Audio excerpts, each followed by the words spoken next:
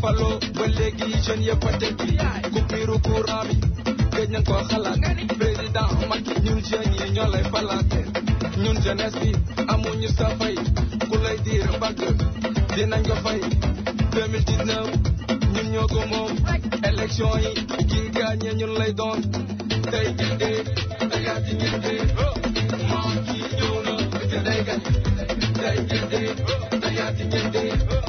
maa kii ñëw na te day gagné ko bëgg Macky ñun ñoo bëgg Macky ko bëgg Macky ñun ñoo bëgg Macky Marème Faye bëgg Macky ñun ñoo bëgg Macky Sëñ Modou bëgg Macky ñun ñoo bëgg Macky Faray Sène bëgg Macky ñun ñoo bëgg Macky Matar Ba bëgg Macky ñun ñoo bëgg Macky Abdou Ndéné bëgg Macky ñun ñoo bëgg Macky tey ginde tey yaa ci ginde Macky ñëw na te day gagné tey ginde tey yaa ci ginde Macky ñëw na te day gagné tey ma wax la li mu réalisé arène nationale ku ko jox Macky terrain express ku ko jox Macky autoroute Ila Touba ku ko jox Macky Dakar Arena ku ko jox Macky centre conférence ku ko jox Macky tey gende tey yaa ci gende Macky ñëw na te day gagné Macky suukar la ku ko bañ a doo dégg Macky suukar la ku ko bañ a doo dégg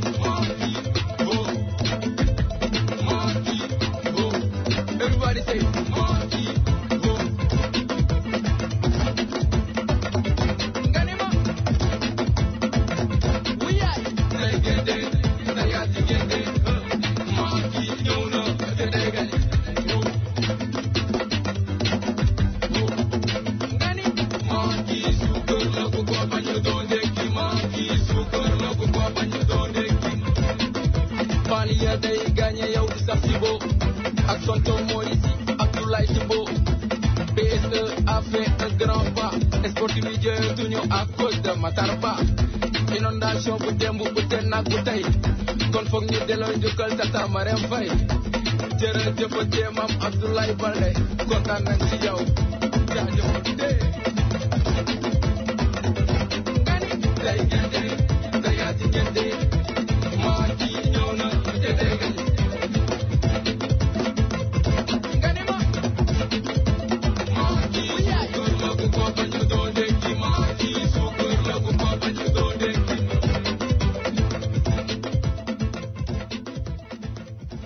أعوذ بالله من الشيطان الرجيم بسم الله الرحمن الرحيم الحمد لله رب العالمين الرحمن الرحيم مالك يوم الدين إياك نعبد وإياك نستعين اهدنا الصراط المستقيم صراط الذين أنعمت عليهم غير المغضوب عليهم ولا الضالين آمين اللهم صل على سيدنا محمد الفاتح لما أخلق والخاتم لما سبق ناصر الحق بالحق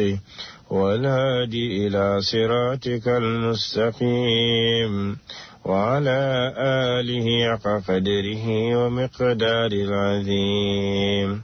إن الله وملائكته يصلون على النبي يا أيها الذين آمنوا صلوا عليه وسلموا تسليما صلى الله تعالى عليه وعلى آله وصحبه وسلم تسليما سبحان ربك رب العزة عما يصفون والسلام على المرسلين والحمد لله رب العالمين amiin yaa rabbi amiin yal na yàlla nangu ñu am bi Imam Ndao ñu ngi lay jaajëfal lu bare bari di la sant di la gërëm di kontaan si yow imam Ndaw nag mooy suñu imam fii moo ñu jox siège bu ñu defee suñu réunion APR yi fële ci 154 ak Elton ñu di ko bëggee lu bëre bëri li ñuy wax imam Ndaw nag day jàngal xale yi chaque dimanche di def julli ajuma yi di julli ajuma ñaari yoon si jàkk ji kon boog imam ku bëgg a dem si jàkk ji mi ngi nekk 154 ak Elton ñu ngi lay nuyu di la jaajëfal lu bëri ak lu bëree bëri di wax rek bisimilahi rahmaani rahim auzubillahi mina shaytaani rajim maa ngi ñëwaat fii ci plateau bi ci le CAP le président Macky CAP 2019 maa ñëwaat ak yéen yàlla may ñu fekkee ba ñu ñëwaat ci bisu tey bi wér ak sant yàlla bu baax a baax ndaxte yombul kon nag bu fekkee toog nañ ba dimanche bi del si ñu sant yàlla bu baax a baax di ci ànd nag ak suma technicien Baboy coordinateur bu Manhattan di ci ànd ni ma koy waxee rek ak sama coordinateur Pape Baro Gassama di ci ànd ak Mohamed Diop di président COJER di secrétaire général bu Bronze di ci ànd ak Doudou Kane di ci ànd ak Mamadou Seck fële ci Sénégal ñu ci ànd toujours ak Camara bu Baye ak commissaire Sène ñoom ñëpp ñu ngi leen di nuyu duñu fàtte suñu grand Silla mi nga xam ne moo nekk ci technique bi yore machine yi tey nag dañu am ay invité fii ci plateau bi Baboy ñu ngi lay nuyu lu bëree bëri ñuy wax nag tey suñu invité mi ngi nekk suñu député diaspora di Aboubacry Diallo nekkoon fële ci Sénégal ñëwaat fii ci réew mi mooy suñu invité tey ci première heure bi ñu ngi koy dalal fii di ko wax bismillah mooy suñu coordinateur tamit fii fédéral fii ci États-Unis d'Amérique kon nag tey moo nekk suñu invité ci 30 minutes yu njëkk yi ci deuxième heure bi dinañ ci am Malick Diagne ak grand Abdoul Anne ak dinañ ubbi ligne bi waxtaan ak sénégalais yi donc loolu lañ leen indiloon tey di wax rek ne ñu ngi am ay tiis ak naqar xam naa dañ ciy ñëw léegi Baboy ma bàyyi la nga nuyoo ak mbooloo mi. asalaamaaleykum wa rahmatullah donc Fama ñu ngi lay ziare di nuyu doomu Sénégal yëpp di nuyu ñëpp ñi nga xam ne ñoo toogoon di ñu xaar ba waxtu wi santaat yàlla comme ni nga ko waxee Fama ba mu ñu mayaatee kattan ñëwaat toog fii vraiment di waxtaan ak doomu sénégalais yi surtout aussi di leen indil ay xibaar yi nga xam ne dafa jógee réew ma bëgg ko faram fàcceeg ñoom waxtaan ak ñoom wecceeg ñoom ak xalaat donc di la ziare di nuyu mbokk yëpp te comme ni nga ko waxee aussi dafa am kàngam bu rëy bi nga xam ne aussi dafa wàññeeku ci ñun mooy Bachir Kounta donc El Hadj Bachir Kounta vraiment ñu xamoon ko ci média bi xamoon ko aussi surtout ci télévision bu mag boobu ñuy wax RTS donc moo dëddu fan yi donc mu doon tiis bu rëy foofu ci Sénégal vraiment communauté yëpp yëg nañ ko te surtout aussi waa RTS ñi nga xam ne jëloon na retraite am bu yàgg bon 20 ans après mu ngi doon liggéey toujours ci chaîne boobu ñuy wax RTS donc li taxoon ñu téye ko fa ba léegi mooy xaranteem donc mooy xam-xamam mooy aussi li nga xam ne da ko bëggoon aussi jébbal njaboot ji ñëw ci ginnaawam donc bëggoon def transition xam-xamam boobu da jox ko xale yi génération yi ñëw donc kooku moo dëddu kooku mooy El Hadj Bachir Kounta donc Fama. waaw El Hadj Bachir Kounta dafa nekkoon nag comme ni nga koy waxee nit ku rëy koo xam ne nag wax dëgg yàlla ñëpp xamoon nañ ko ci biir Sénégal man nag xam nga miinoon naa ko ndax suma papa Lobaat ndax sama yaay dafa nekkoon fansam da doon ñëw si kër gi parce que jabaru Ndiouga Kébé bi tudd Oumou Kounta sama papa Lobaat moo ko jëlaatoon te ci loxoom la jaaroon yàlla def nag mu nekk ci kër gi di ñëw toujours miinanteeg sama yaay lool moo taxoon nag ma xam ko bu baax a baax di xaritu Vieux Lobaat bu baax a baax moo tax nag ñun miinoon nañ ko di wax rek yàlla na ko yàlla xare àjjana te suuf sedd si kawam yàlla na ñu dëddoo jàmm yàlla na njabootam des ci ginnaawam di ko saraxal ñu ngi koy ñaanal yàlla di ñaanal tamit ñi mu fekk ñooñu ak ñi mu bàyyi fii tamit yàlla nañ fi yàgg di ko ñaanal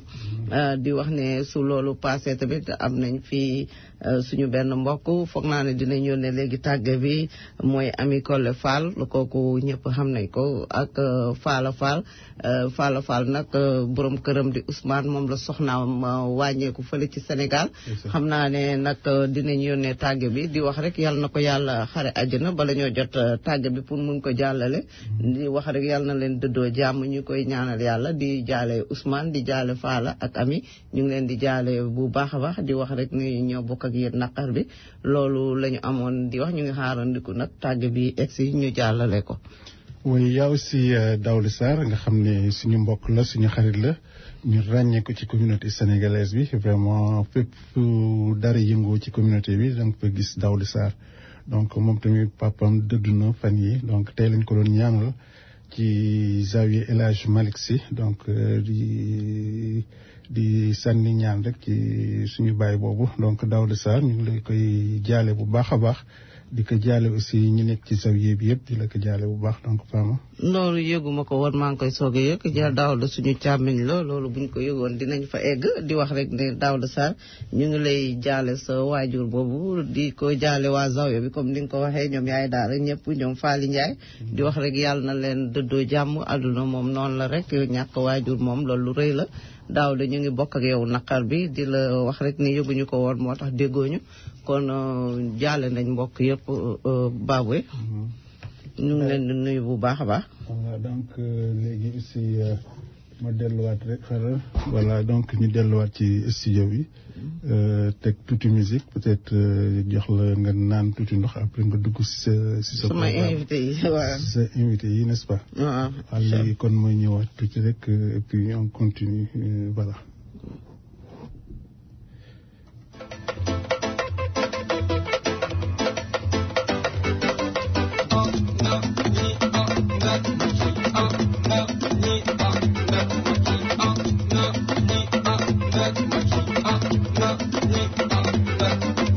Son excellence président Macky bi nga faloo ba léegi jeune yëpp a tekki coupure courant bi gëj nañ koo xalaat président Macky ñun jeunes yi ñoo lay falaate ñun jeunesse bi amuñu sa fay ku lay diir bagg dinañ ko fay 2019 ñun ñoo ko moom élection yi. Camara Mbaye ñu ngi lay ziare. waaw delloo jaar merci ci opportunité bi maa ngi nuyu Fama. di ko encouragé beneen yoon di la encouragé ba booy rafet nga mi ngay def bu baax a baax yaa ngi koy jàppale. ñu ngi kontaan ci li muy def di ko encouragé ci support muy supporté président bi. waaye di nuyu nag le nouveau le député diaspora nga xam ne buñ ko wooyee duñ ko jot ba ma tànn ko xeer nag li ko wooyee dañ ko jot mais ñu ngi koy welcome anyway. ñu ngi koy welcome waaw comme du jël fon nag nañ daal di yóbbal ñu ngi koy déglu ba beneen yoon ci beneen côté bi. waaw di leen jaale nag di leen tàggee Bachir Kounta. Bachir Kounta waa def naa suma rajo hommage bu xaw a kii ci moom waaye il faut ñu jaale leen ko di leen jaale yaay suñ bàyyi boobu di bàyyi Daouda Sarr. waaw bëggoon naa ñëw ci affaire bi ci ñaan gi mais dëkk bi sedd bi dafa ëpp. benn weekend bi dafa sedd du solo. merci beaucoup Baboy maa ngi kontaan ci yéen bu baax a baax a baax. merci Camara Mbaye. yal na leen yàlla may ndam bu mel ni bi kii woy nu mu tudd waa ji nekk Thiès. kii si la Talla si la. Talla si la waaw exact ñu mu wéyee daal yàlla na ngeen am ndam lu mel noonu macha allah. naa la ko envoyé léegi incha allah. waaw envoyé ma ko Abou bonsoir Abou welcome back. ok waaw. son excellence président Macky bi nga faloo ba léegi jeune yëpp a tekki coupure courant bi gëj nañ koo xalaat président Macky ñun jeunes yi ñoo lay falaate ñun jeunesse bi amuñu sa fay ku lay diir bagg dinañ ko fay 2019 ñun ñoo ko moom élection yi kii gagné ñun lay doon day gënde dayaati ñinde moom kii ñëw na te day gagné day gënde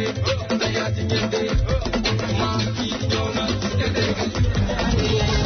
inshallah dina jot ci mandat bi yoon na ko inshallah dina jot ci mandat bi yoon na ko kon nag bu tax ba wala ko mbet pour lu njaajaat Dakar kuy jama gamu yey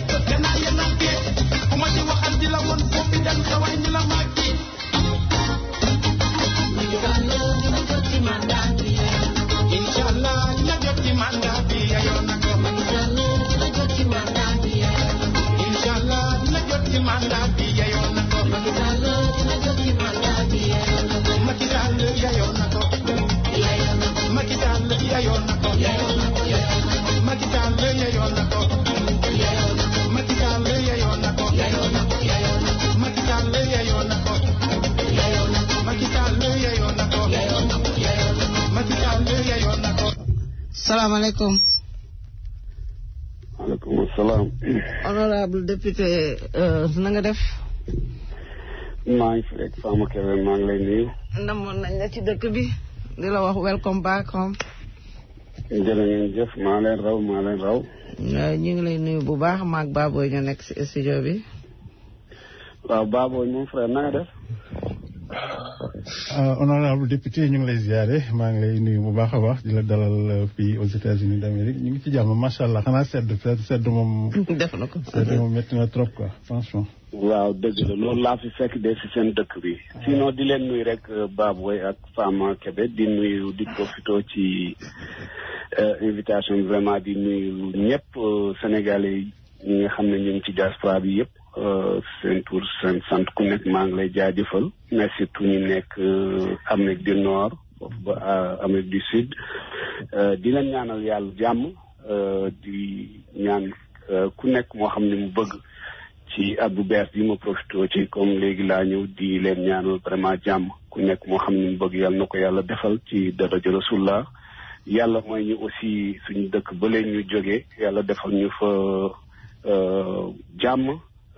Vraiment ñu ngi jëm ci ay élection yàlla def ci sutura ñu dugg ci bismillah rahmaan rahim di ñaan yàlla nañ ci génn ci alhamdulilah rabbil alamin allah kon maa ngi nuyu auditeurs yi ñëpp jërë ngeen jëf. waa Abou ñu ngi lay nuyu di la wax ne dalal si le président Macky Cap 2019 tey yaay suñu invité fii ci 30 minutes yu njëkk yi di wax rek ne Abou. dañu la bëggoon a laaj suñu question bu njëkk di wax ne depuis boobu ba léegi yaa ngi Sénégal di nekk foofu si liggéey dañu bëggoon a xam vraiment boobu ba léegi lan moo la téye woon Sénégal foog naa mbokk yi soxla dañ xam loolu ak loo ñu indaaleel. Très bien Fama donc damay sawar ci tontu question boobu ndax question bu ngeen war a laaj la yéen nga xam ne yéen a nekk fii yéen a ma faloon. yàlla def nag bi ma demee maa ngi fi jógee le 10 octobre bu ma ko fàttewul bi ma demee le 12 octobre la ñu commencé session budgétaire bi au niveau de l'Assemblée donc yaakaar naa ne auditeurs yi ñu ci bëri xam nañ quand même session budgétaire dafa gudd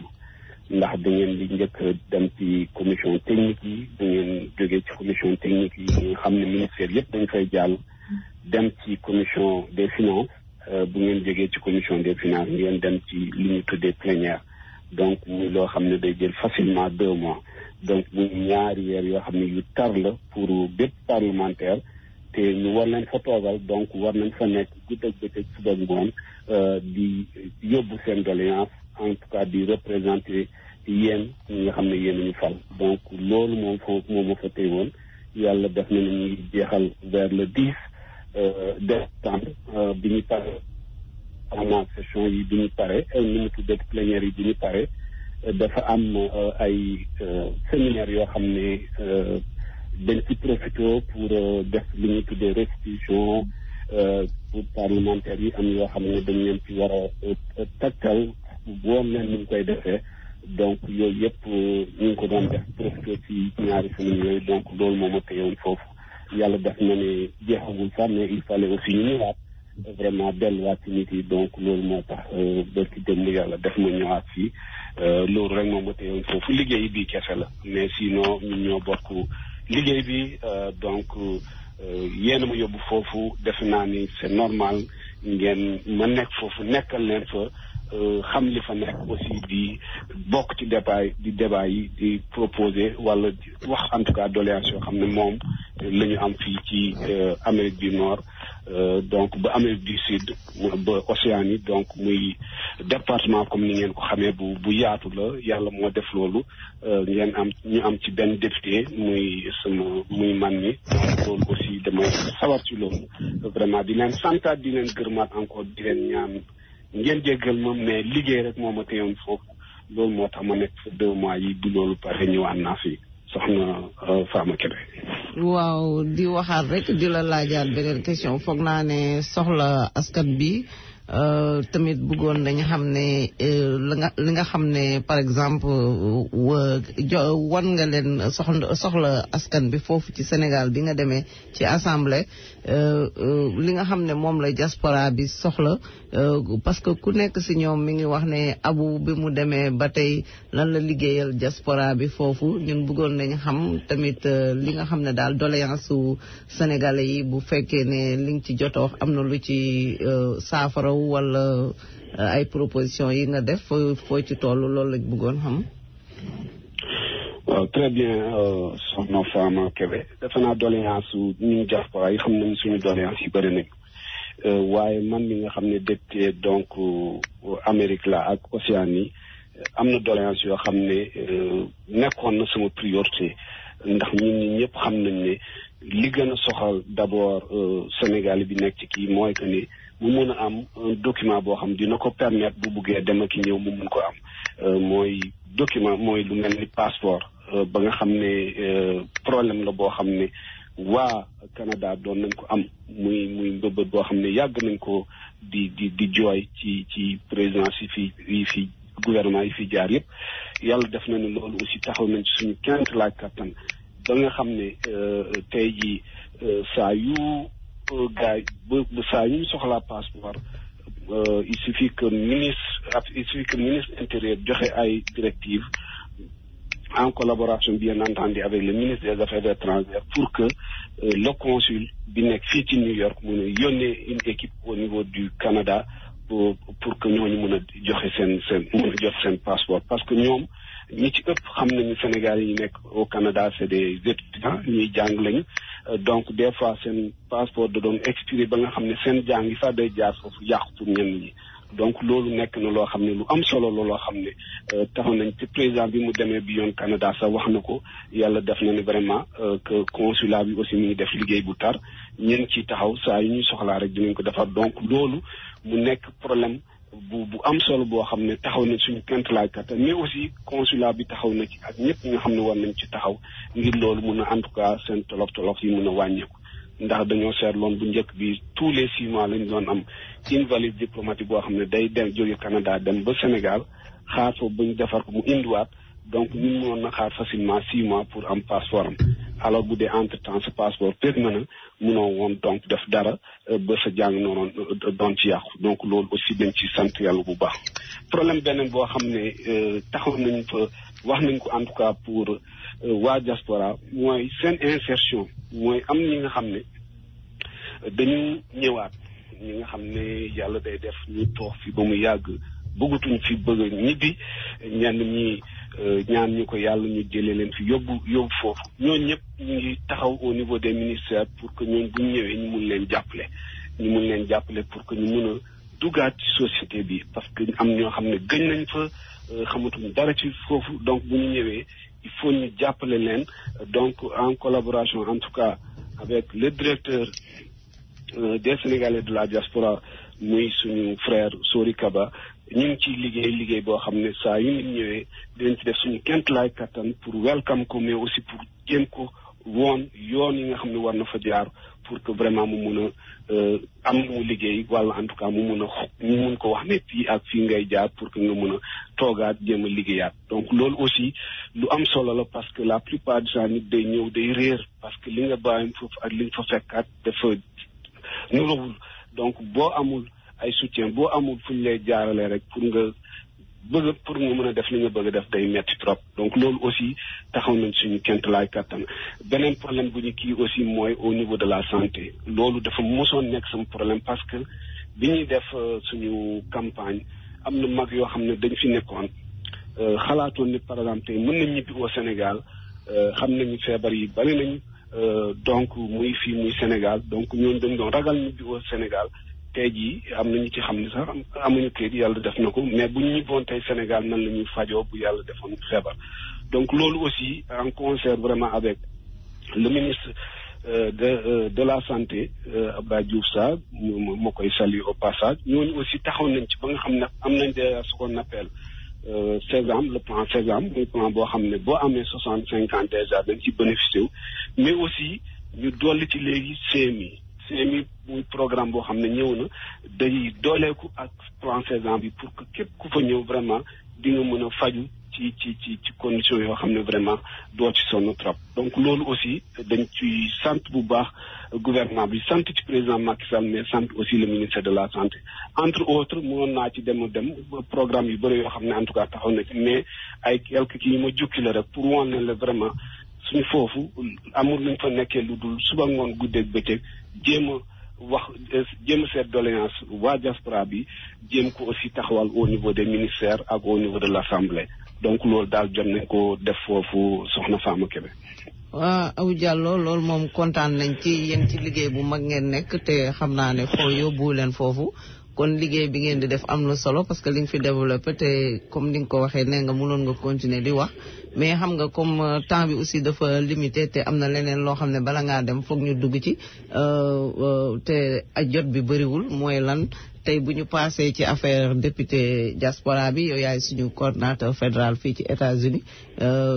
parti bi tamit nekk ci sa loxo ñu bëggoon a xam rek tey nii suñu parti bi muy Sénégal ak fii sa taxawaay ak tey fu ñu toll ak suñu président gis nga rek li muy liggéey ci réew mi ak fu mu jëmee réew mi ak lan nga woon a wax tey message boo xam ne di nga ko wax sénégalais yi nga fekk fii ci biir dëkk bi. waaw d'abord Fama Kébé vraiment di rafetlu comportement sénégalais yi au niveau en tout cas États-Unis fii ak li ko wër vraiment sénégalais bi dama koy naan gàcce ngaalama ndax fépp fu ñu dem xam nañ ne nit koo xam ne dafa jógee Sénégal ñëw ci bërëb bu munte nekk pour liggéey pour un bien-être social te li mu am da koy delloo Sénégal donc loolu dañ koy rafetlu bu baax boo demee yeneen dëkk yi wala nga dégg ñeneen ñi di wax da ngay xam ne vraiment dañ may naan sénégalais fu munta nekk dafa war a nekk proud of his or herself parce que mi ngi def loo xam ne loolu lañ ko sant en tout cas bi muy jóge Sénégal ceci étant dit ñun ci parti politique lañ nekk actuellement c'est dans le cadre de Benno Bokk Yaakaar di rafetlu d'abord liggéey boo xam ne président Macky Sall mi ngi koy def au niveau du Sénégal nga yéen ñëpp mun ngeen ko seede tey jii dañ doon wax ni bu dem bilan kese mooy falaat un président sortant soxawul sax muy def campagne mais loolu du tax day def campagne parce que li mu def mooy li wolof di naan weddi gis bokku ci dafa def ñëpp teg ci bëtam donc à la kuléal en tout cas au niveau du Sénégal gars yi gis nañu liggéey boo xam ne liggéey bu tar la liggéey boo xam ne mën nañ ko teg mën nañ ko gis waa diaspora nag man dama yaakaar ne ñoom sax ñoo gën a war a gis liggéey Sénégal parce que ñun ñi nga xam ne ñu ngi fii aux États-Unis xam nañ ne par exemple développement ci dëkk pour mu am il faut mu am infrastructure te ci loolu le président di liggéey suba ngoon guddi ak bëccëg tey jii boo xoolee partout au Sénégal foo jaar ci Sénégal tey am na ay yoon yoo xam ne xotti nañ ko ba nga xam ne mën nga dem dëkk ak dëkk ci temps bu gàtt donc loolu mooy développement donc je crois que aujourd'hui au niveau de la diaspora ñoom ñoo waroon gën a mën a jàppale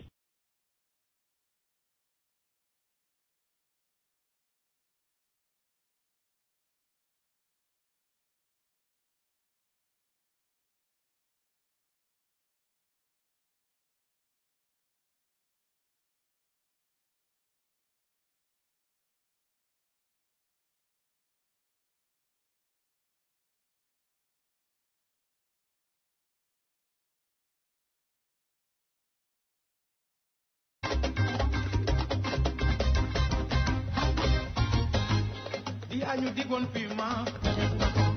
di yaa ñu digoon PUDC di yaa ñu digoon CMU di yaa ñu digoon ay pont di yaa ñu digoon courant di yaa ñu digoon arène. allo Abou. waaw léegi ñu ngi lay joxaat kàddu gi dañ doon jéggi kii bi. waaw très bien Fama doon continuer rek donc di rafetlu rek ci kii boobu Talla Sylla boobu ngeen teg li mu wax rek déjà doy na campagne programme de campagne parce que wax na lépp donc doon continuer di ne yàlla def nañ ñëwaat nañ ci jàmm incha allah ñu ngi tàllal loxo ñëpp nag muy adultes yi muy les femmes muy les jeunes muy les sages ñu joxante loxo ba def loo xam ne moom lañ mosoon di def fii yàlla may nañ en tout cas la coalition Benno Bokk Yaakaar depuis 2012 ba 2017 bi ñu ngi gagné que ce soit en 2012 que ce soit en 2016 avec le référendum en 2017 en 2015 avec le référendum en 2017 donc avec comment dirais-je les élections législatives saa yu ñu joxantee loxo gëm nañ encore on aura une victoire éclatante ici aux États-Unis donc loolu nag ñuy tàllal loxo ñëpp nag bàyyiwuñu kenn incha allah du yàgg dinañ woote réunion préparé wu comme ñëpp di ko defee surtout en ce qui concerne les comités électoraux dinañ ci taxaw ñun ñëpp nag ubbeeku ku nekk ku bëgg a liggéey ku bëgg a vraiment yaakaar ne xarañ na ci fii wala mën na nekk fii dinañ ubbi loolu ba nga xam ne ku nekk dina gis boppam ci li ñuy def incha allah rabbil alamin donc en tout cas di tàllalaal loxo ñëpp di nuyu ñëpp vraiment di leen jox ci ay fan yu gàtt incha allah dinañ daje dinañ toog waxtaan dans le cadre en tout cas de Benno Bokk Yaakaar ba ñu wut un plan une stratégie boo xam ne dinañ mën a dem ci élection yi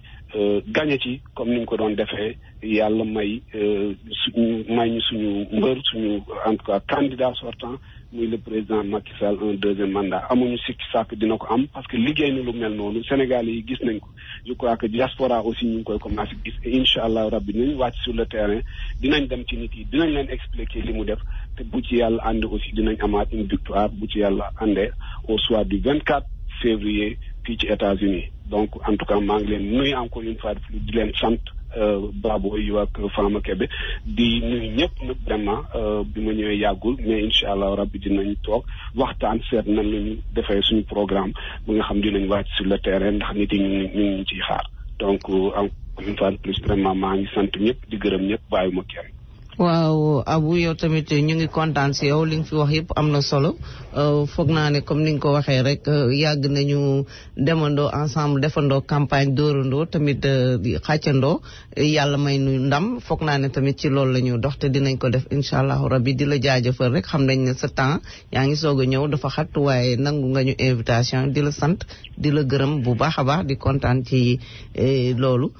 di la wax rek ne dinañ la bàyyi yow tamit nga dem noppalu parce que am na loo nekkoon di def ñu jéggalu bu baax di la wax rek vraiment merci beaucoup di la tàggu Baboy. waaw jërëjëf waaw Baboy maa ngi leen di tàggu en tout cas di leen encouragé ci liggéey boo xam ne yéen koy def en tout cas au niveau de la communication xam nañ rôle boo xam ne communication da ko joué ci politique donc yéen koy def en tout cas xam leen ni parti bi mi ngi leen di sargal ci loolu mi ngi leen di jaajëfal ci loolu mi ngi leen di encouragé ci loolu guddi ak bëccëg ak temps bi ni mu mel ngeen bàyyi seen yitte bàyyi seen liggéey ñëw ci di def en tout cas di animé di wax nit yi lii président di def lii parti bi di def je crois que parti bi mi ngi leen di sant ci loolu di leen gërëm ci di leen ñaanal yàlla aussi jàmm vraiment parce que lii du loo xam ne yomb na c'est des sacrifices te yàlla xam na ne nit yi gis nañ ko donc ñu ngi leen di ñaanal yàlla jàmm di ñaanal waa Sénégal yëpp jàmm di ñaan vraiment yàlla nañu yàlla may ñu fanaan guddi jàmm mu yàlla may ñu sutura defal ko mboolem jullit asalaamaaleykum. merci beaucoup ñu ngi lay jaajëfal lu bëree bëri. jërëjëf. waaw jërëjëf.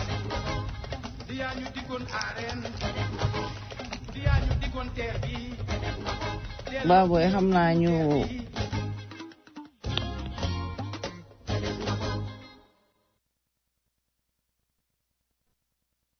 ngi lay jaajëfal lu bare bari Baboy mooy coordinateur Arlem moo nekk ci technique bi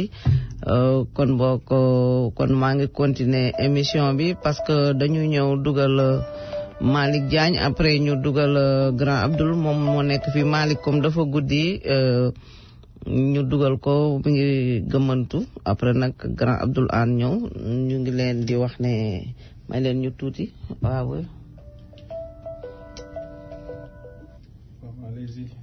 waaw kon bokk Baboy am nañ tàgge bi egsi na mais xaaral ñu dugal ak publicité bu ñu war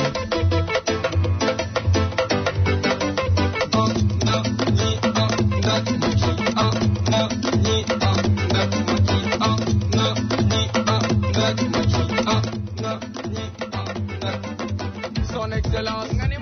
président Macky bi nga faloo ba léegi jeune yëpp a tekki coupure courant bi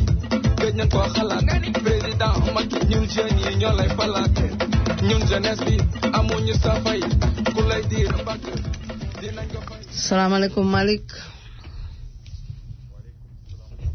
waaleykum barakatuhu. ñu ngi lay nuyu lu bare bari di nuyu waa Sénégal.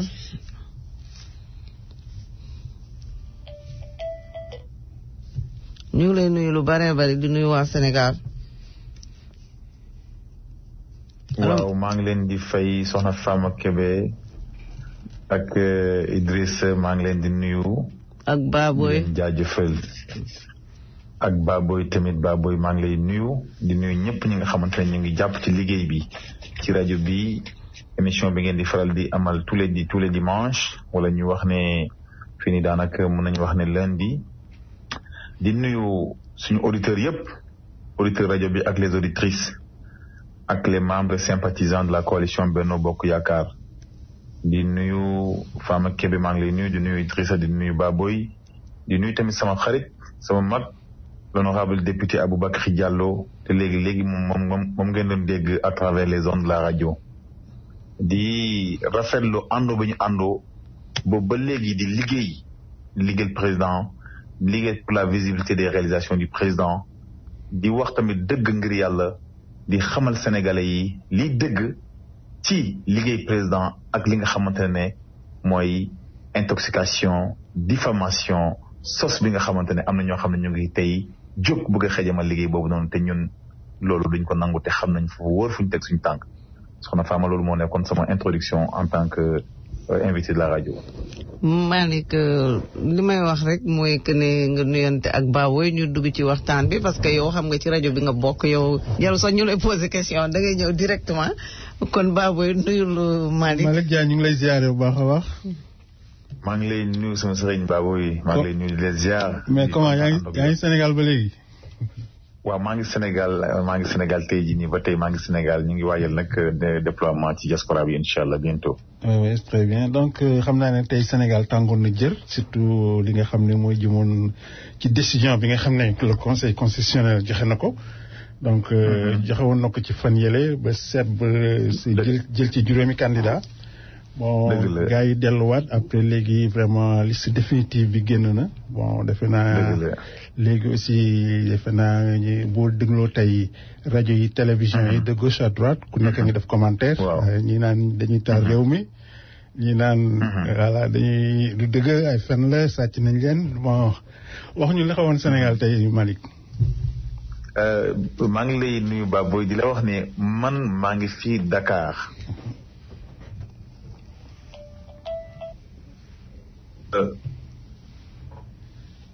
Conseil constitutionnel ci Sénégal la bokk ñun Sénégal mooy suñu dëkk dañoo am dëkk am ay loi am assemblée nationale am la justice mu nekk ministère am ministère de la défense ministère de l'éducation ak yeneen ministère ñëpp ñi bokk ci Sénégal xam nañ ne dafa am fu ñu tënku ñu ngi tënku suñu loi dëkk mu nekk Sénégal un pays laïque Sénégal dëkku loi la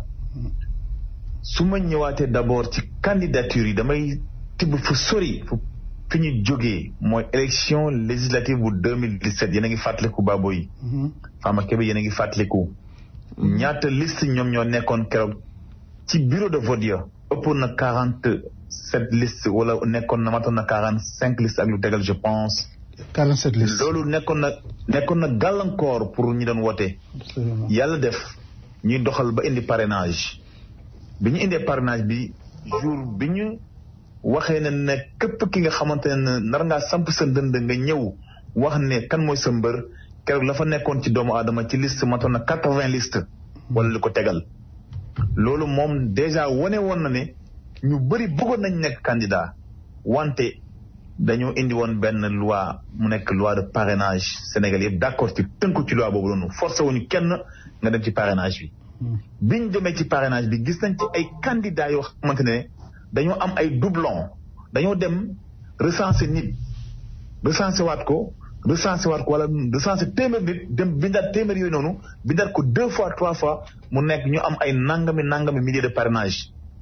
yàlla def ñooñu noonu mën nañ ci citer kenn ku mel ni Bougane. Bougane li mu déclaré ci parrainage bi te ñu recalé ko mooy wane ne il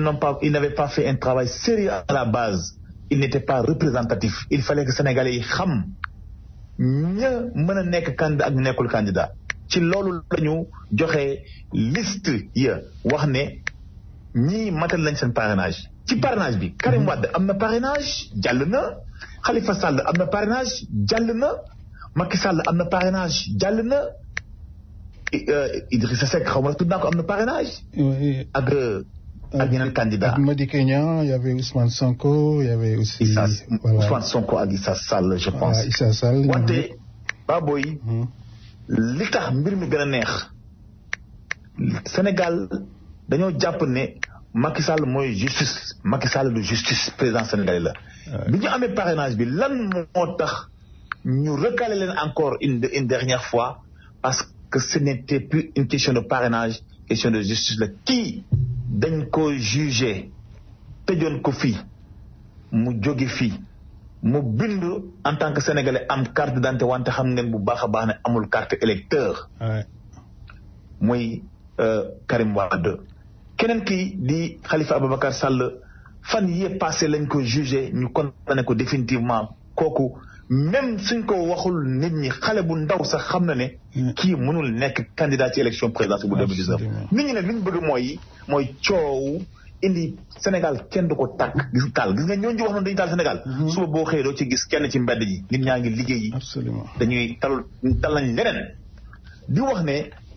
conseil constitutionnel joxe na liste yi définitivement ñooñu ñooy bokk ci élection présidentielle képp koo xam ne wóolu nga sa bopp na nga jël sa carte nga ngànnaayee ko su bés baa nga dem nga wote ji mais di avertir ñi nga xamante ne dañu leen ngemb ñu la taal Sénégal ñi leen ngemb seen doom yi nekkuñ Sénégal ñi leen ngemb duñu taxaw manifester ci ñi leen ngemb gëmuñ seen bopp suñu gëmoon seen bopp sax mën a am parrainage wante ku mënul am parrainage ku mel ni Malick Gakou man su ma waxee ne demal manifester moo manifester xam naa ne il est incompétent fu mu nekkoon Guédiawaye mairie ba dañ ko faa duma genre yooyu ñoo nekk Sénégal tey jël les radios en otage jël les télévisions en otage di wax la nga xamante ne amuñ ci mais tey Babo yi lu tax affaire bi gën a neex fan la président nekk tey ci Sénégal fan la président nekk Casamance ma nga Sine Saloum semaine bële passé président dafa def la réception du TER train express régional opposition bi daal di wax ne président dafa inauguré maanaam xàmmewuñu sax réception ak inauguration yow buñ la livré mbir da nga koy réceptionné maanaam da ngay wane ne jot nga ko dañ koy jéggal mu inauguré la gare de Dakar gare bi la ñu inauguré gare bi depuis Léopold Sédar Senghor kenn mosu ko inauguré comme defar nañ ko ba mu jekk président inauguré gare bi mu réceptionné les rames mu def essayage loolu moo nekkoon la réception du TER. te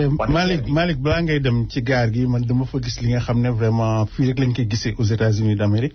mooy les jeux de lumière yi ñu fa gis ñu nga xam ne bu leen neexee gaar gi day nekk vert jaune rouge bu leen neexee day rouge rek bu leen neexee day bleu rek bu leen neexee aussi day mel nu asamaan si donc gaar bi aussi architecture bi ñu jël mooy architecture coloniale bi c'est-à-dire ni mu meloon dañ ko gën a yànjal mais ci forme boobu la nekk ba léegi donc ñu gën kaa yaatal vraiment mu doon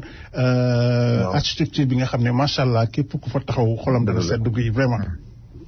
macha allah gis nga boo demee côté place de l'indépendance nga dem centre ville bi Dakar di nga gis des bâtiments des bâtisses coloniaux yoo xam ne kenn laalatu ko absolument loolu dafa nekk suñu patrimoine culturel suñu patrimoine bi nga xamante ne tamit historiquement ay nit lañ jóge bitim réew ñëw di ko visiter mu ngi mel ni Gorée xam nga Gorée tey bâtiment yi mën nañ ko daaneel ñu tabax yeneen bâtiment mais loolu kenn du ko daaneel gaar bi soo fa rombee macha allah dafay fekk ne dafa am lu mu lay fàttali fii am na ko fi jaaroon fii nii am na ku ko tabax li nii architecture la aar la mais loolu dafay générer li nga xamante ne moom mooy tourisme ci wàllu Sénégal te di ngeen gis ne bientôt su train bi commencé ngeen di doog a xam lan mooy effectivement link bi nga xamante ne mooy gare bi ak train bi liaison gare bi Diamniadio liaison gare bi Pikine dem Diamniadio mais train express bi su jógee ci gare bi suy dem Pikine 7 minutes la koy def. te li tax président Macky Sall xalaat ne Dakar war na am yeneen moyen de transport tey boo jëlee ay Ndiaga Ndiaye ñoo am Dakar ay car rapide ay clando ñu def autoroute à péage mais malgré loolu banlieue bi mu ngi màgg. Sénégal tey boo demee ci banlieue bi nga jóge da ngay dem ba ay Jaxaay nga dem ci Gàddaay nga dem ci Tivaouane Peulh ba côté Sébikotane dafay fekk ne la ville est en train de connaître une expansion exponentielle. te doomu banlieue bi ñoo jóge dem di liggéey ci ville bi ñi jóge ci ville bi dem di liggéey war a liggéey ci Diamniadio bi nga xamante ne président def dafa benn délocalisation 15 ministères ay doomu sénégalais ñoo fay liggéey. tey train express régional bi mooy la solution adéquate pour nga xamante ne Dakar dootul am embouteillage kan moo ñeme taxaw mu ne train boobu noonu baaxul ci sénégalais yi mooy ki nga xamante ne gisul avenir doomu Sénégal gisul njëriñu li nga xamante ne moom mooy transport pour développer Sénégal loolu tout simplement ñun comprendre nañu xam nga suñu demee ba élection présidentielle mu des benn weer benn candidat ci opposition bu Sénégal taxawagul télé joxe programme am. xam nga lan moo seen programme. Macky Sall sol na benn veste bu bleu. sol na cravate bu Macky Sall sol na ay vert. président mu ngi yëg ci raam di inauguré président mu ngi réceptionné mais dama doon wax ne Baboy fan la président nekk bi. absolument léegi Malick aussi yàlla bus rapide bi nga xam ne que yoonu boppam la yore boobu tamit mooy ànd ak TER bi donc loolu tamit muy ci yoon wi voilà donc gars yi di leen fàttali que Malick Diagne mooy suñu invité donc ñëwoon na fi keroog faram fàcceel ñu bare te tey aussi information bu rëy bi moo di que conseil constitutionnel tranché na définitivement liste bi mu génne moo di que président Macky Sall dina bokk ci élection yi ak Ousmane Sonko ak Issa Sall ak Idrissa Seck ak Madické Niang donc ñii ñooy dem élection yi donc amul keneen donc képp ku ngeen yaakaaroon ne xam ne ne éliminé nañ ko donc liste définitive baa ngi nii voilà Malick donc ma bàyyi la ak Fama xam naa am na benn question mu la war a jox. waaw Malick boobu ba léegi sama waay xam naa li ngay wax maîtriser nga ko xam nga président inauguré na jumaa ji keroog ci Guédiawaye mais dégg nga lu nekk ñu ngi ko ci wax naan dañoo tëgg ay sabar ak yu kenn xamul. loolu tamit foog naa ne bu dee jullit nga ngay waxal yàlla ku nekk xam na ne président doxul ci yooyu. ci biti nag moom kenn moomu ko loolu moom bu ñu teertu mën nañ ne jumaa ji fa mu nekk ak fa président di jullee ak fi ñu duggee demul sax bay nekk benn kon nag Fama dama bëgg nga xam ne jumaa jooju ñu inauguré mooy jumaa Thierno Souleymane Baal bu Guédiawaye ñun demoon nañ ca jumaa ji dafa nekk benn architecture bi nga xamante ne macha allah président moo ko def ko ci bëpp Sénégal nag dafa ko kese pour Guédiawaye dafa def ay jumaa parce que même semaine bi di ñëw am na beneen jumaa bu ñu inauguré côté Pikine jumaa yooyu da koo def Sénégal ba mu dañ pour wax d'abord opposants yi nga xamante ne dañuy jël lu ñàkk fayda di ko wax ci rajo yi di ko tiitaroo di ko mbubboo pour jéem a jalgati pour jéem a saboter loolu mënta nekk président Macky Sall président de la République la fu muy dem ci àdduna bi surtout dëkk bu mel ni Guédiawaye banlieue li mu fa def adduna bi yëpp ñoo gënal Fama sur une distance très longue ñu koy accueillir pour mu war a ñëw ci jumaa ji. gis nga ñooñu nga daan dégg ñu ngi daan tëgg ñu ngi nekkoon ci beneen côté rue ba di accueillir président di tëgg di tàccu président di ñëw wante président dafa ñëw traversé yoon bi yëpp.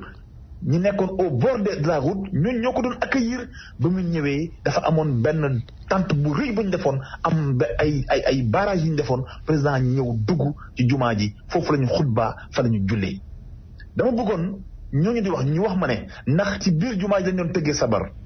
ndax dañoo mës a comme xam nga déjà mooy loolu dañoo yab sax sénégalais yi parce que bu ñu inauguré jumaa amul lenn looy wax lu dul ne ñu ngi doon tëgg sabar. dama ne ci Sénégal la fekk ba pourtant ñooñu di wax jumaa ji ñu ngi ko inauguré mais dimanche bi njëkk àjjuma bi tëggoon nañ fa làmb ñoom ñëpp ñu ngi nekkoon seen canal télévision yi di seetaan làmb ba julliwuñ timis ci ñi nga xamante ne ñoom ñoo ne président ba may julli àjjuma ñu ngi tëgg sabar fu ñu nekkoon xanaa julliwuñu àjjuma ñoom xanaa julliwuñu àjjuma président pourtant que julli na àjjuma Macky Sall jullit la ñooñu gënuñoo nekk jullit man ak yow Fama ak Babo yi xam nga lan moo fi am naa fekk dafa bëri léegi loolu moo taxul man leen am na ñoo xam ne comme seen candidat amuñu programme seen programme mooy xool bu président di inauguré ñu xool ay fay jël ko def ay montage ci internet bi taxaw ci rajo bi di fen loolu jëmalewul dëkk kanam da ngeen di wax sénégalais yi li président doon inauguré mooy jumaa ji am na solo wala amul solo la mosquée de Thierno Souleymane Baal de Guédiawaye boo fa jaaree di nga gis c'est en face de la préfecture de Pikine nga gis ne yoon yi dafa nekk 2 voies Aliou Sall liggéey ba mu def Guédiawaye soo ñëwee Guédiawaye da ngay yaakaar ne Guédiawaye moom moo nekk le centre-ville de Dakar aujourd'hui kon da ngay mel ni amatul baale ku xamoon Pikine xam Guédiawaye nga ñëw fa tey da ngay yaakaar ne on a fait la magie dañoo def magie dañoo luxus pour dëkk bi changer mais loolu volonté la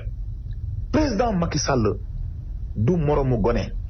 du moroomu koy waxantu du moroomu ki nga xamante ne dara nekkul sa biir lu dul géex soo géexee loolu rek nga am sa cër mooy loolu donc je pense que loolu bu ñu ci focaliser sax dañuy may buzz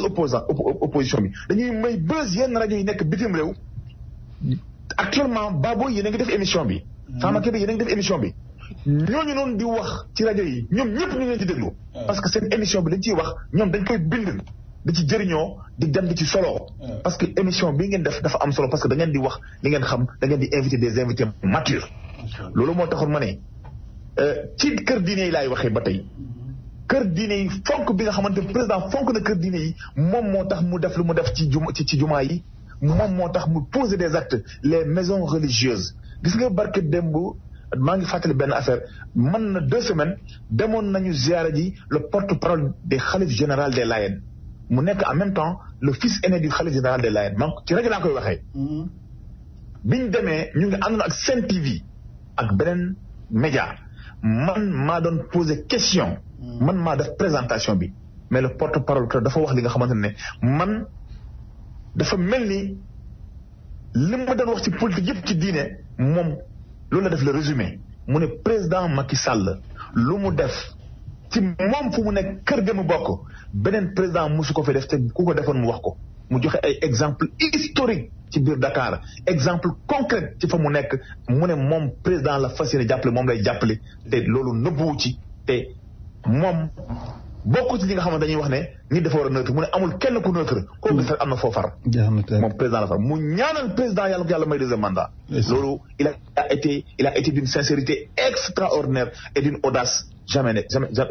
égalée loolu mooy tax mosquée Souleymane Baal bokk na tout simplement les autres mosquées que le président Macky Sall a voulu faire à l'intérieur du Sénégal te du jumaay rek ay église tamit ak ay këru aada ak ay këru diine donc boo seetloo loolu moo tax mu tabaxal dëkk boo dem tabaxal nag maanaam ci kër diine yi kër gan yi mu defar Ila Touba parce que dafa bëggoon rehausser le climat religieux dafa bëggoon rehausser les édifices religieux du Sénégal ba ku ñëw Sénégal xam ne dëkk bii kat ña fay yeewoo ay julli wante di joxe exemple naan tëgg nañ sabar tëgg nañ simb tëgguñ boole ci nag Malick boole ci nag di ñu saaga boole ci di saaga ñi ànd ak Macky Sall waaye xam nga li nga def rek mooy tontu bi kenn du leen tontu toog ak ñoom di leen saaga xam nga man moom ku ma saaga xam nga ne mën naa fayu yow it ku la saaga mën ngaa fayu waaye duñ leen fayu ñun liñ leen di fayu mooy suñu réalisation président yéene néeg la borom a cay fanaan yéene néeg la borom a cay fanaan wax ju bon fa mu jëm du foofu la dëkk fa mu jóge rek cosaanoo xam nga loolu dañ ko doon wéy kooku képp ki nga xamante ne jël nga kàddu bu rafet jëmale ko ci ñi nga xamante ne c'est des opposés c'est nous c'est la coalition Benno Bokk Yaakaar kooku boppam la waxal kon loolu jarul tontu parce que xam nañ ne tey dëggantaan bu fekkee ne yow sa papa am nga yaay soo fonkee say waajur doo saaga waajur kenn koo gis muy saaga waajur nit dafa fekk ne moom ci këram fa mu jógee ay waajuram lañ njëkk a saaga ñooñu la njëkk a vilipande kon ku la saaga bu mu la naqari parce que duñu naqari démb am na waaju ne tukulóor yi Cheikh Oumar Fouti rek moo ci baax ñi ci des ñëpp ay workat lañ waaye li ma foofu moom li ma demoon ba koy tontu sax je crois que dañ nee naa du ma ci tontu xam nga li tax du ma ci tontu damaa xam ne. ñi baax ñëpp boo leen tànnee di nga ci génne tukulóor yi commencé ko ci Cheikh Amadou Bamba. mooy foofu rek laa yem. soxna Fama gis nga man kooku noonu moom boppam rek la waxal gis nga Sénégal weesu nañ foofu noonu gis nga tey man mi wax ak yow. sama papa lébu la maa ngi bokk ci fànn yu bëri. sama yaay di pël. ni may làkkee pulaar noonu lay làkkee olof. mais man dafa am lu ma dund dama dund le brassage des cultures et des langues ça veut dire que Sénégal làkk boole wuñu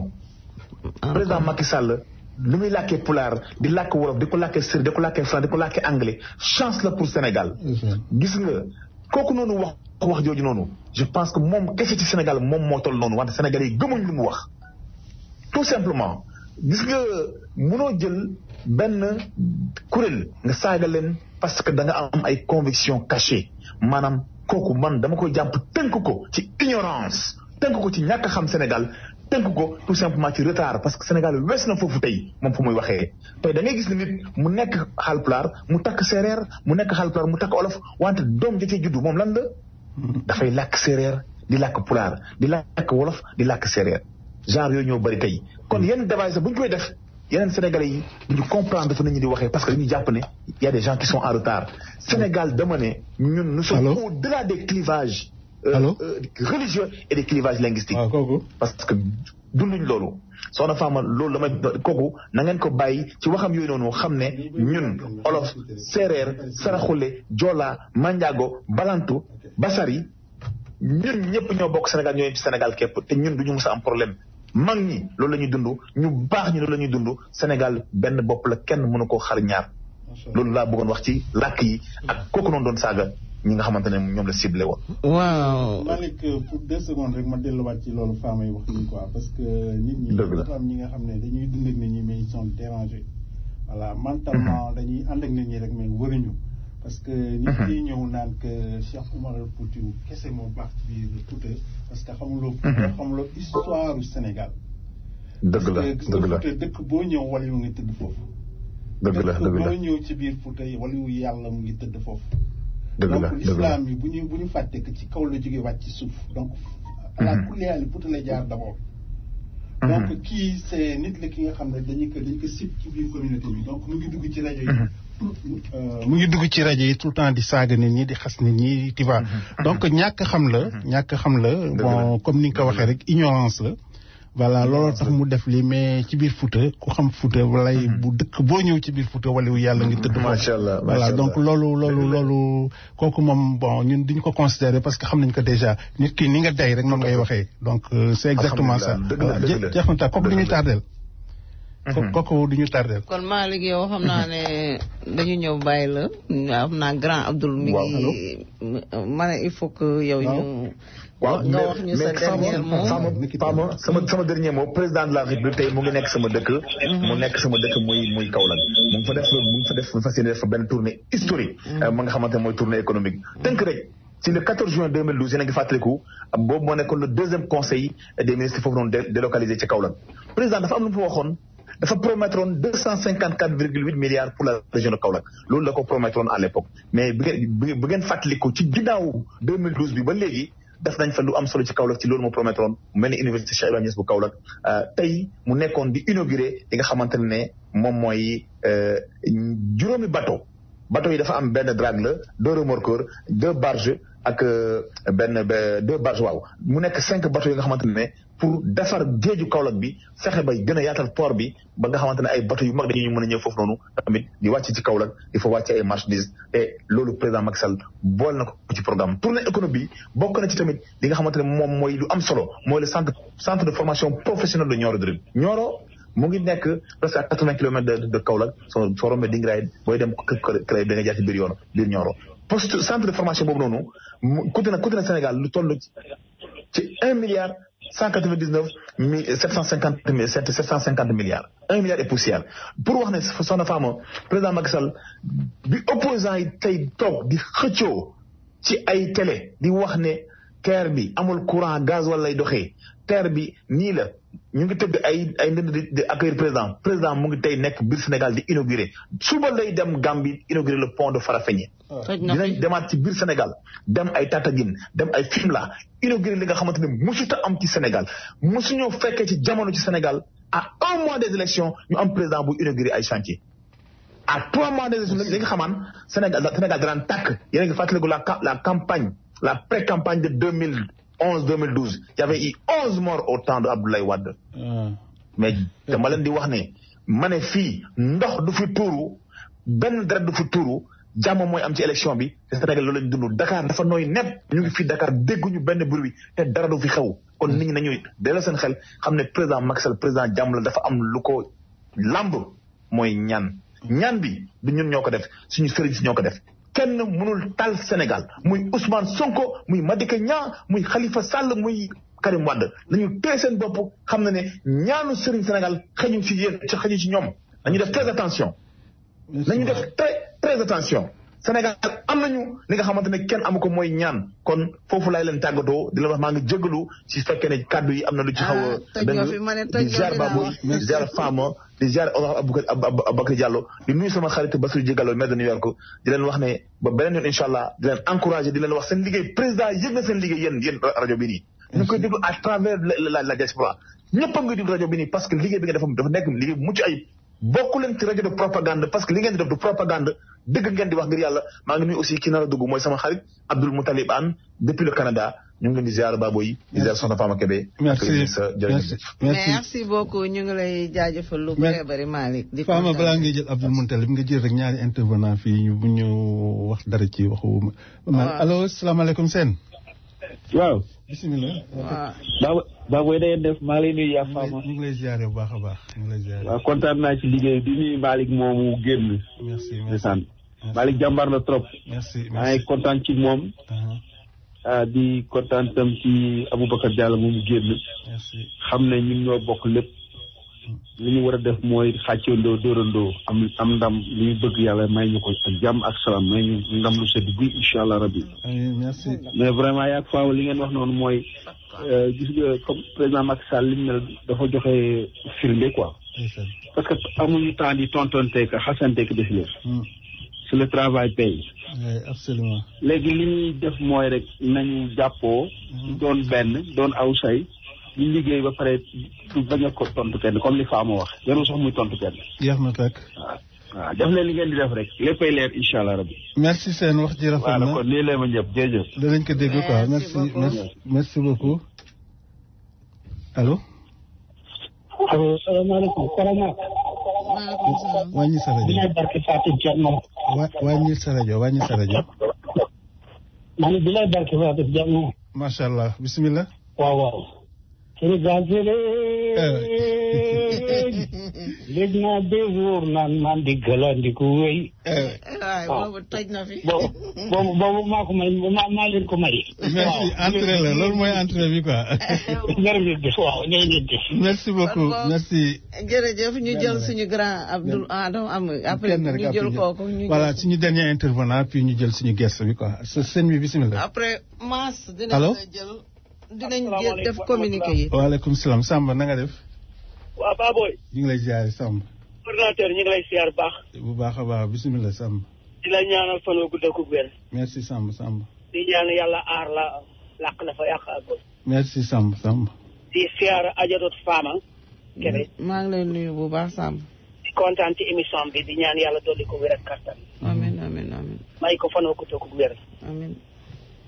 di siyaare Malick moomu ñu ngi rafetlu waxtaanam. di ko ñaanal fan wu gudd ak wér. merci.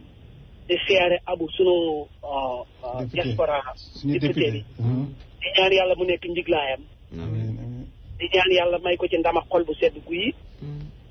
di ñaan yàlla soxlay sénégalais yi nga xam ne am nañ ko yëpp yàlla dimbali ko ci mu def ci loo xam ne kenn mosu ko cee def. amiin.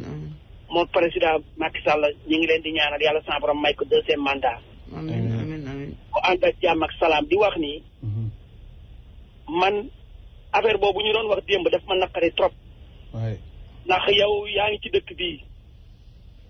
yow da ngay politique am nga foo féete fa nga féete wax fa la nga bëgg a wax gëmal ña nga bëgg a gëm mais en tant que nag ni maanaam ki di saaga nit ba boole ca ña nga xam ne ni dañoo ànd ak moom loolu dafa jéggi dayoo. te ay millions yi doomu aadama ñoo ànd ak Macky Sall. wallaay. di waxat yi nga fekk wenn askan woo xam ne kenn ku nekk yaa ngi wax naan boo ca bokkul rek bokkoo fu baax. ñun ñëpp a yem ñëpp képp ku baax Sénégal. dana naan tukkulóor la. képp ku baax Sénégal rek boo bokkul ci tukkulóor rek sa baax des na. da ngay yóbbu da ngay dem ci séeréer wala nga dem ci tukkulóor olof kañ la fi. olof barki démb la fi. xëy na yàlla mooy def lu mu barkeel mu barkeel. ah yow aw askan man nga fekk kenn nga naan diw nangam di tagg nit ku wàllu yu toll noonu nga di ko tëkkalee ci askanam di wax leneen ci askanam lu mel noonu. mais loolu su koy wax ay sagari nit da koy mën a attana wax loolu. ni mu toll rek la peese boppam moo nekk dayoo ñu waxati nga bëgg yow foog ni toujours booy wax ci rajo yaa ngi jéem a foog nit ñi di leen fekk ci tariixa wala ngay jéem a bubboo ab tariixa ba nga nekk di jéem naan nit dafa bañ lii dafa bañ laa di bëgg nit ñi day ca tariixa ba ànd ak yow ci loolu loolu ak naa fekk la dooley tariixa du lu ñuy jóg di ko xeexi kenn Sénégal kenn ku nekk la nga gëm nga ko te kenn mënu la caa jëlee nit ki la nga war a fulla woo fayda woo ko nga fekk nekkulu jullit nga fexe ba mu nekkub jullit président Macky Sall mais moom la fa yàlla teg mooy président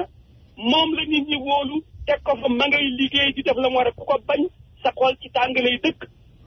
waaye naan diw bu bokkul benn nit ci Sénégal ay 16 millions Sénégalais nga kenn nit bu bokkul élection di am kon gouvernement bi yaafus nañ. caaxaan la ay caaxaan la. comme daa leen jox gis nga fii nekk ci dëkk bii di daggal nit ñi ay saaga ñii ngay Sénégalais yi ngay saaga fii. problème bu la fi dal Sénégalais yi ne fii ñoo lay wallu ñi ca Sénégal duñ la wayu wallu. te yow ka ngay wax mën naa xëy te léeg-léeg nga gis koy ànd ak nit di ko jàppale. mu xëy transféré dem ci beneen parti ba nga doon contre mu dem ca far seetaan wàcc la yow bu boobaa nooy def. politique see taxul fenn politique see jëru ngay saaga sa mbokku julit surtout nga wax asalaamu aleykum ba ñëpp dégg la. la nga cay teg nañu taal kër diw nañu def nangam di wax ay musiba kooku yow jërul woon nga wax asalaamu aleykum di nuyu nit ñi. nit mooy wax na rafet nañuy wax lu rafet kenn mënut a xooxatal kenn. gémmiñ guy nàcc rek gémmiñ guy nàcc rek. ci rajo yi nit ñi jóg ni nga ko gisee mooy kenn ku ñu wax dara te nit ki yow nga am ci ay seede nga wut ay seede dem yóbbu ko presque cooj yóbbu ko koot ngeen dem tribunal lu waayam jël. fa la nit ñi jëm ëllëg ndax nit ñi dañoo bëgg a jéggi dayoo. nit ki waroo ñàkk ak moom bokk ak moom gis-gis. tax yow bu waxee dara rek nga ñëw saaga famille wax ko loola neex yow ko est-ce que yow dafa ku faale koo àndal kenn ku mu neex ku ne fa la neex àndal. diine yi sax njëriñ sax nga nekk ay ñi nekk lii ñi nekk laa yow kay gëmal li nga gëm te ànd ak ki nga àndal te di ko ñaanal yàlla jàppale ko. nee na ki ma àndal ngay àndal wala boo àndut ak moom mën nangam ak nangam. président mais rek bu dem Sénégal taxaw ca mbedd Sénégal yi di wane da ngaa bokk fii wala da ngaa bokk fa wala nangam ak nangam soo demee dañ la def ca kasa fudd sa ndigg dugal la ca kasa ba. jërëjëf. merci kan moo fi tax naan yàq bu rëy kon président Macky Sall mi ñaan papaam waa moom ana yeneen président yi seen papa dañ doon ñaw luñ doon def ñoom.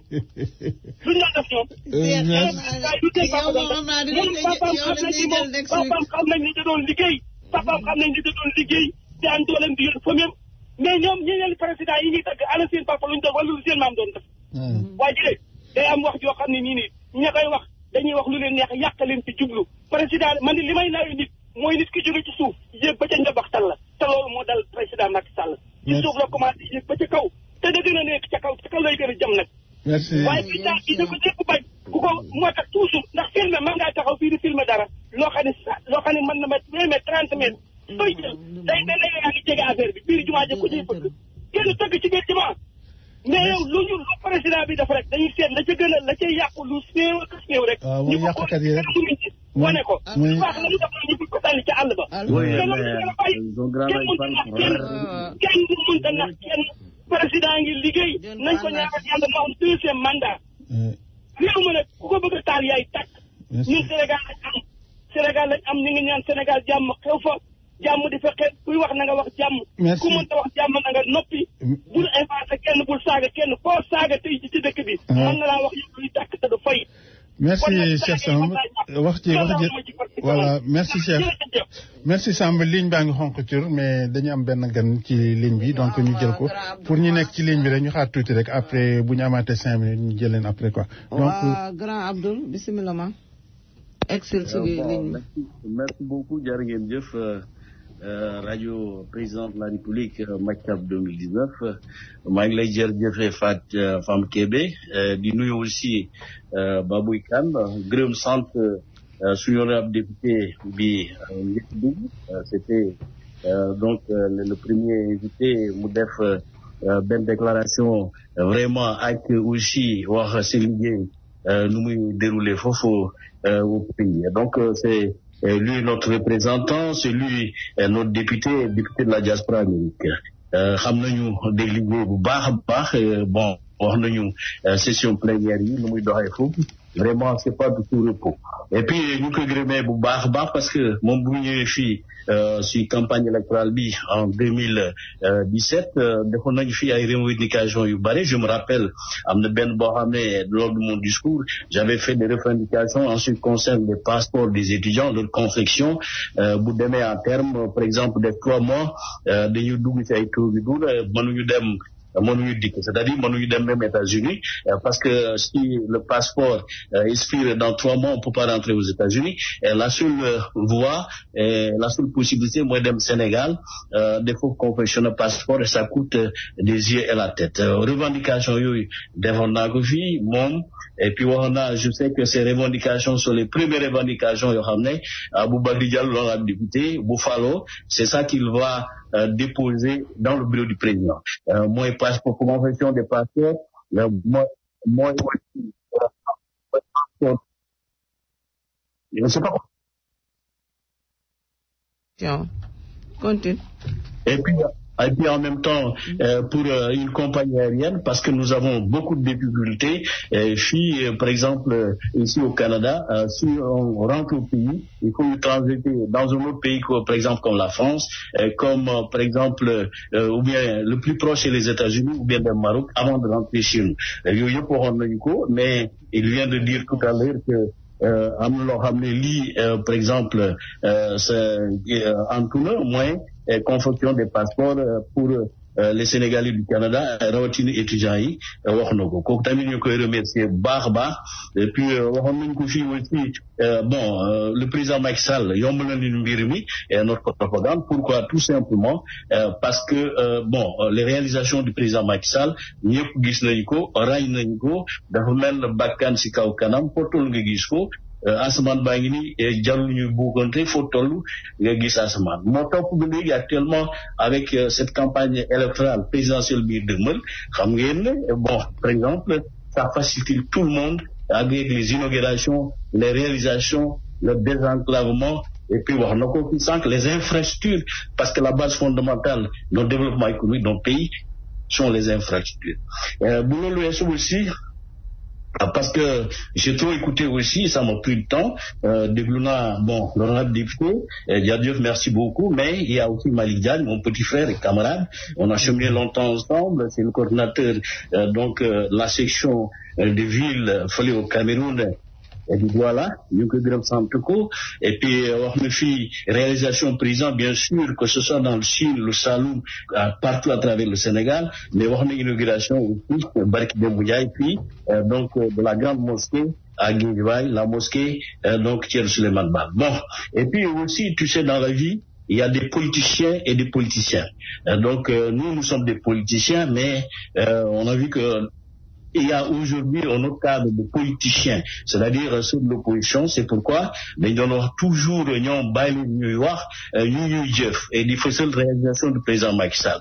parce qu'il ne faut pas répondre à un imbécile disait Einstein que répondre à un imbécile il va te descendre à son plus bas niveau il va te battre par expérience parce que son niveau c'est être imbécile donc c'est pourquoi nous on va pas répondre les imbéciles qui sont l'opposition on va fësal ngëneel président Macky Sall réalisation yi loolu moo ñaar mais ñi saaga marabout yi sont perte de vitesse parce que aujourd'hui on peut pas parler du Sénégal sans parler des Pulaars et les Pulaars qui sont la base fondamentale culturelle du Sénégal si on parle par exemple on parle même pas de la Joumar parce que la Joumar yàggul les Thierno Souleymane Baal 1776 avec la révolution des Torobé indi Almamia dans le Fouta indi ici la démocratie et les droits de l'homme au Fouta donc dans le Sénégal. La démocratie est née dans le nord du Sénégal par Thierno Souleymane Baal. Donc j'ai pas à développer parce que c'est un peu long, mais aussi vouloir dire l'islam, ça c'est plus loin que ça, c'est antérieur à Thierno Souleymane Baal, c'est antérieur à l'Azmar, ça date du XIe siècle où le Fouta musulman s'est converti à l'islam. Aujourd'hui, comme disait le professeur Bakili, donc par exemple du Ngagne Touglori, c'est inclus. Parce que les Sénégalais sont inclus parce que Khamouyou, El Admalissi, il est poulard. Khamouyou, par exemple, Cheikh Ahmed Bambake, c'est un poulard. Mais pourtant, c'est une série. Et pourtant, c'est eux-mêmes qui critiquent les poulards et les séries sont des poulards. Et puis quand on parle aussi du pouvoir ici au Sénégal, on ne peut pas parler du pouvoir ici au Sénégal tout en excluant les poulards. Parce que si on se rappelle, El Hadji Nourtal, il avait un plein pouvoir à l'époque. Mon école intermédiaire des colonies, par exemple les colonisés qui sont nous en général, entre le ministre en général des colonies qui était Pierre Mendès France. Ça, c'est Thierno Seydou Nourtal, il avait plein pouvoir. Et Thierno Seydou, il a fait les guerres. Les médailles que vous voyez là, Thierno Souleymane ne les a pas ramassées. Il les a pas ramassées, lui. Thierno Seydou Nourtal, il a eu en guerre. C'est pourquoi le général de Gaulle, quand il venait ici au Sénégal, il ne pouvait pas aller au palais sans passer chez Seydou Nourtal. C'est le seul à l'époque qui, dans un train, il avait oublié ses bagages à la gare de Dakar, fait qu'il était en cellule. On a retourné le train jusqu'à la gare de Dakar pour prendre ses bagages. Donc, ce qui veut dire, il avait une grande puissance à l'époque. Et puis, Senghor, développe bas. Et puis, ici, au Sénégal, le pouvoir était présidentiel. Puis parlementaire. Et le pouvoir était dans les mains de Mamadou Dia, qui était le président du Conseil à l'époque. Donc, il y avait le plein pouvoir. C'est pourquoi, les Européens, la France a voulu faire un coup d'État, donc inventer toute pièce pour des coups d'État. Donc en ce moment, qui donne plaider est moins le maître Wade. Maître Wade, à la tribune, au palais, il disait que celui qui a le pouvoir ne fait pas un coup d'État. Parce que Mamadou Dia avait le plein pouvoir, on ne voit pas pourquoi il fait un coup d'État. C'est après qu'on est revenu au régime présidentiel, mais le régime avant, c'était un régime parlementaire, c'était entre les mains de Mamadou Dia qui avait le plein pouvoir. Donc, New York, c'est parce qu'ils ne connaissent pas l'histoire du Sénégal. Et puis même quand on parle, par exemple, des Wolofs qui disent qu'ils sont des Wolofs, qui disent qu'ils sont Wolofs, mais Khamouyou, ils disent qu'ils sont originaires de Djadjandiaï, et Djadjandiaï, sa mère c'est Fatoumata Sall, et Fatoumata Sall, son père c'est Kui, et puis et sa mère sont de Guédé, et puis ils sont originaires de Guédé, donc de Lamtour. Donc ce qui veut dire, donc c'est un Askan, Soyoul-Dara, ça vient de Djadjandiaï, Djadjandiaï, sa mère c'est Fatoumata Sall, la princesse Lamtouro de Guédé, les Sall,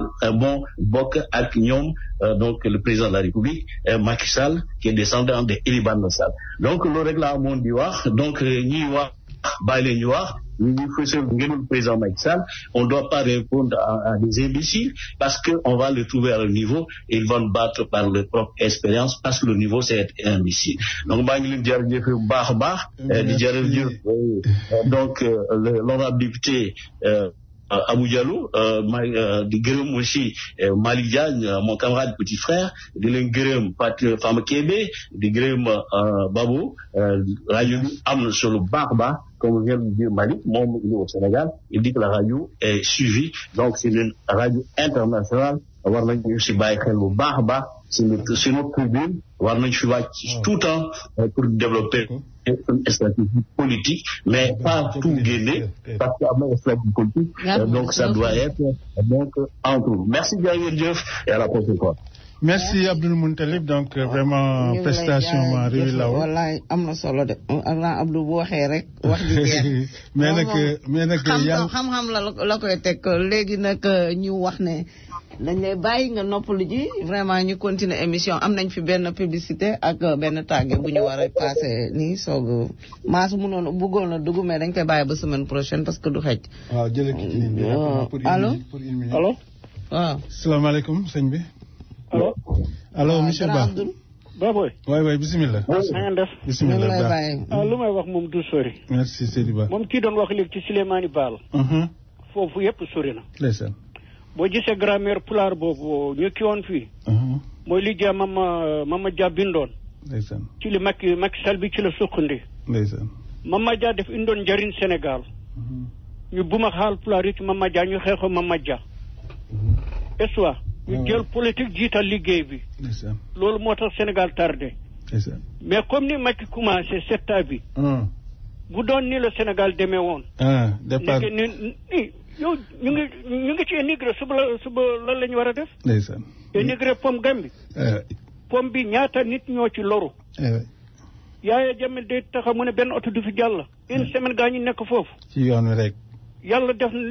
même bu doon 100 milliards ci na illa Touba ñaata lañu nit perdre chaque année année bi passé kan moo dee njariñ bi lañu bëgg a fàtte indi ay politique bi nañ ñu ko tegal fële soxla tuñ ku indi njëriñ rek lañu soxla waaw merci bien waaw léegi xam naa ne dañu am nag suñu frère di Boy Ndaw xam ngeen ko muy suñu petit frère nekk fii ci ñun yore rajo Dóor waar xam ngeen ne ginnaaw suba le 22 moom lay def anniversaire am ci association des Sénégalais bi mi ngi nekk ci 116 between 7 ak 8 foofu la nekk Boy Ndaw nag mi ngi commencé ci 7 heures ba 10 heures ñu ngi wax mbooloo mi yëpp sénégalais yëpp ñuy ñëw wuy si suñu rakk jooju nga xam ne vraiment mérité na ko ndax liggéey na ko fii ci communauté sénégalaise bi kon nag Boy Ndaw li ñu wax rek mooy à ne pas rater ñu wax rek ñëpp ñu teew incha allah teel a ñëw rek pour programme bi dafay teel a commencé 7 heures kon nag ñu ngi lay béggee lu bëree bëri Baboy ñu am nañ fi tamit bu loolu passé benn tàgge boo xam ne il faut que ñu jàllale ko balaa mu jeex parce que bëggoon nañ dugal wax dëgg yàlla maas fële ci Texas suñu frère bi mais xam naa ne semaine prochaine dañu am invité dañu sargal Marème Faye Sall avec mouvement Marème Rema ñoom Mouhamed Fofana ak ñoom Aya Diop dinañ fi ñëw incha allah ak ñoom coordinateur Dramé bu Diourbel ñoom nañ fi ñëw incha allah dimanche bi di ñëw di leen wax rek ne ci ouverture campagne bi ñu ngi préparé xam naa suba lañ ci xam dara pour mun ko lancer di def suñu gala boo xam ne pour ubbi vraiment campagne bi fii ci New York kon suba incha allah bu ñu xasee ba jël renseignement yi dinañ ñëwaat dimanche bi wax leen place bi ak ban heure la ak fan la kon nag ñu ngi jëm ci tàgge bi Baboy dugalal ñu passé tàgge bi waaw léegi li may wax rek mooy tàgge bi ñu am fii ñu ngi wax ne Ousmane Ndiaye la ak soxnaam Fall fële ci Connecticut Kamou Seck Alsano Fall fële ci Baltimore Adja Nabou Sarr ci Baltimore ak daayira Baltimore bi yëpp Moumi Sène ak daayira Maam Jaara ñoom tamit ñu ngi leen di koy tàgge Alioune Samb ak Adja Ami Collé Fall ci New York City Tayiru Mbay ak Ramasi New York City ñu ngi leen koy tàggee Maguette Seck ci New York City Pama Kebe ci New York City Fatou Bintou ci New York City ñoo am naqar di leen tàggee Soxna Ngone ma déedéet xaaral juum naa fii Baboy am jàggu doon des Soxna Ngone waa Soxna Ngone ñu ngi leen di koy ñu Fama Kebe ci New York City Fat Bintou ci New York City ak ñu ngi leen di tàggee soxna Ousmane mi ngi tudd Fat Bintou mi ngi gaañu fële ci Diourbel le 17 janvier foofu lañ ko denc kon ñu ngi wax ne Ousmane vraiment ñu ngi la koy jaale ak faale ak ñu am Ami Collé di leen wax rek yàlla na ko yàlla xare àjjana yàlla na suuf sedd ci kawam kon bokk ñu ngi leen koy masaw bu baax a baax di bokk ak yéen naqar bi di jégalu rek kon bokk Baboy a'udhu billahi minash shaytanir sadaqallahu lazim donc ñu ngi ñaanal ñi dëdd ñëpp vraiment yàlla na leen yàlla yërëm te yéexee ñu donc loolu rek mu nekk ci àdduna bi te surtout aussi ñu jéem a rafetalaat xol yi xam ne que lii politique la rek lii ngelaw la luy jàll donc aussi surtout ñu xam ne que aussi dafa am nit ñi nga xam ne ñu ngi ci nit ñi mais dañoo wopp donc ñooñu aussi pour ñu dimbali leen pour ñu mën a ànd ak nit ñi parce que nit kuy dikkale bu dikkalee ñëpp defe ne ñëpp fàtte feebaram fekk daa wopp voilà mais bu affaire bi ñëwaatee ci moom rek daf njaaxum su mee tubéyam aussi bu ñu xam nga ñu koy jël denc ko ci ay néegi néeg tëj ko tëjaat ko tëj ko voilà loolu nag mooy tombé des fois rek émission yi demee nii voilà mu am ñi nga xam ne dañuy wax yi nga xam ne vraiment Fouta ka xam la xew Fouta ka xam luy Fouta ku xam lii Sénégal vraiment gëmuma ne dana wax yu demee noonu donc en tout cas ñu bari bëgg nañ ci wax mais xam naa ne aussi que temps bi. comme ngeen jégal ñu dañu amoon ay invité tey incha allahu rabbi dinañ leen rajo bi moom chaque dimanche incha allah dinañ bàyyi ligne yi di ubbeeku ñëpp mën ci wax parce que ci campagne lañ jëm si te xam nga du yomb moom campagne bi moom dañu dóor ba mu la saf-sap parce que président Macky nag moo aye te moom lañ àndal xam nga baabooy sa xol bu fekkee day taay di taay boo moytuwul rek day goudron loolu moom kenn mënu si dara te day collé te bu collé kenn mënu ko décoller loolu mooy indi nag cancer yi ngay gis noonu kon nag président Macky Sall ci kaw ci kanam yal nañu yàlla jàppale rek ñu falaat ko ci premier tour incha allahu rabbi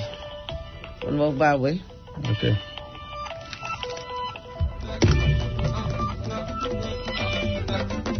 son excellence président Macky bi nga faloo ba léegi jeunes yëpp a tekki coupure courant bi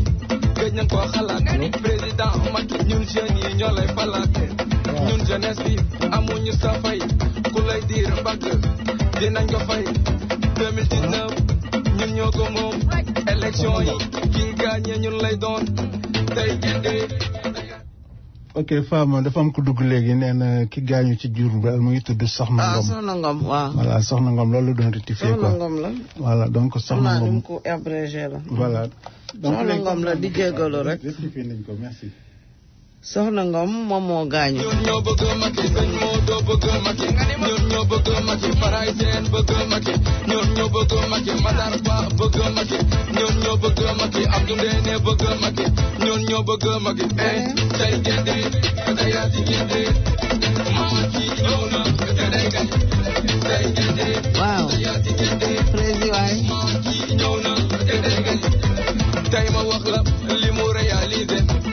arène nationale bu ko def Macky terrain express bu ko def Macky autoroute Ila Touba bu ko jox